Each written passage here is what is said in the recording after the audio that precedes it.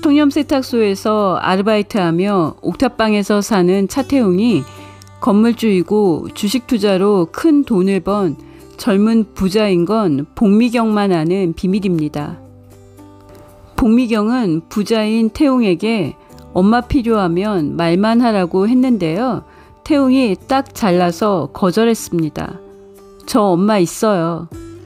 지승돈이 전 여친인 노예리에 대한 분노를 친아들로 밝혀진 차태웅에게 드러내면서 두 사람의 향후 부자 관계가 어떻게 전개될지 긴장감을 증폭시켰습니다.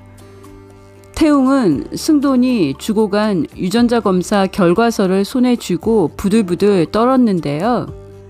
처음 만난 친아버지의 냉정한 태도는 태웅의 마음에 큰 상처가 되었습니다. 자신을 보육원에 버렸던 친엄마에게 전화해 달라지는 거 없다고 전하라는 지승그룹 지승돈 회장의 말이 무슨 의미인지 차태웅에게 아프게 다가왔는데요. 태웅이 왜 화가 났는지 모르는 봉인은 서류를 손에 쥐고 있는 태웅에게 이유를 물어보는데요. 태웅은 대답은 하는 둥 마는 둥 하고 지승그룹으로 찾아갑니다. 누군지 모르는 친아버지도 자식을 낳아서 보육원에 버린 친엄마도 원망하지 않고 살았던 차태웅인데요. 갑자기 나타나서 친아버지 회사 탐내는 친아들 만들어버린 지승돈 회장에게는 화가 났습니다. 재수없는 서광주가 회장실로 못 들어가게 막아서는 것도 기가 막혔습니다. 태웅은 서광주를 밀치고 회장실로 들어가고 두 사람은 동시에 지승돈 회장과 대면하는데요. 친아들과 양아들을 마주한 지승돈의 마음이 복잡해집니다. 누가 먼저 말할 거니? 아니, 강주는 나가 있어라. 지 회장이 양아들인 서광주를 내보내요. 친아들을 찾았지만 차태웅이 친아들인 걸 서광주가 이런 식으로 알게 하면 안 된다고 생각해서입니다. 양아들인 서광주에게도 친아들의 존재를 알려야 하지만 아내인 백지연에게도 태어난지도 몰랐던 친아들이 있었다는 걸 알려야 했고요. 강주가 회장실을 나간 후 태웅이 지승돈에게 분노의 일성을 터뜨립니다. 회장님, 갑자기 나타나셔서 내가 네 아버지라고 하면 제가 좋아할 줄 아셨나 봐요. 그리고 친엄마한테 연락해서 달라지는 거 없다고 전화라고 하셨나요? 제가 왜요? 전 지금 어머니, 할아버지, 할머니와 함께 잘 살고 있는데요. 지승돈의 얼굴이 굳어지기 시작했습니다. 세탁소에 오셔서 할 말만 하고 가셨죠?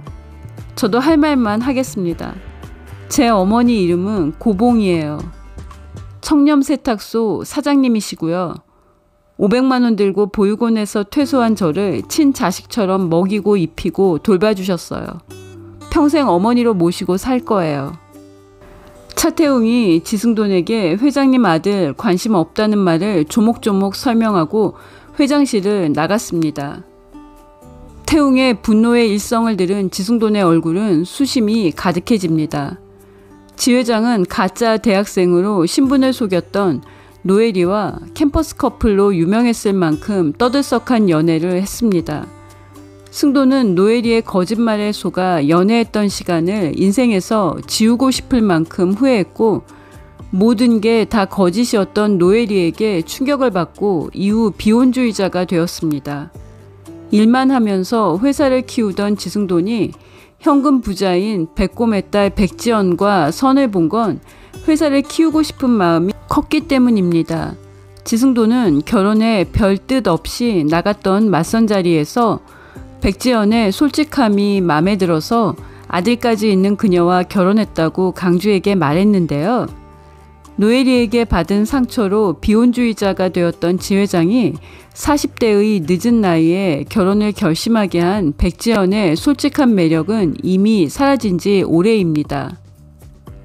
비밀금고에 100억을 숨겨두고 있다 도둑 맞았을 때는 실망감이 너무 컸습니다.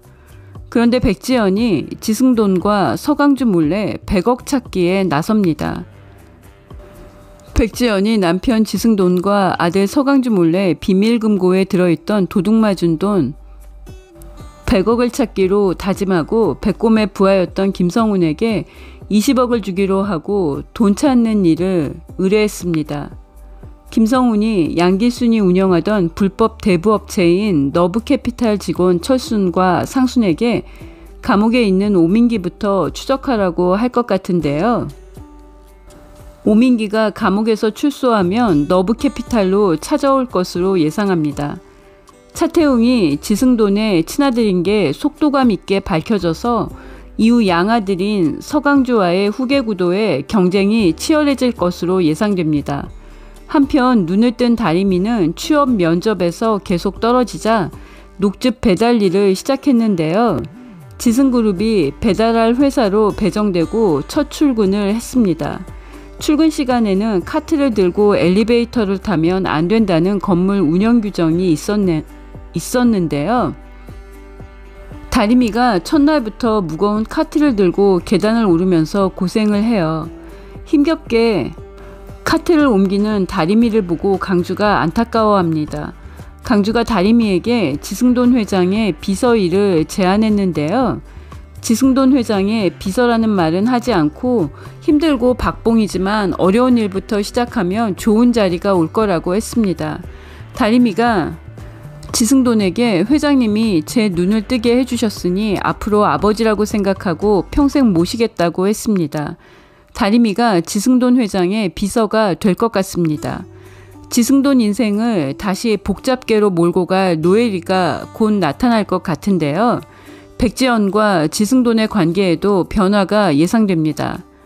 친아들인 차태웅이 어머니로 생각하는 고봉이를 대하는 지승돈의 태도는 점점 다정해질 가능성이 높아 보입니다.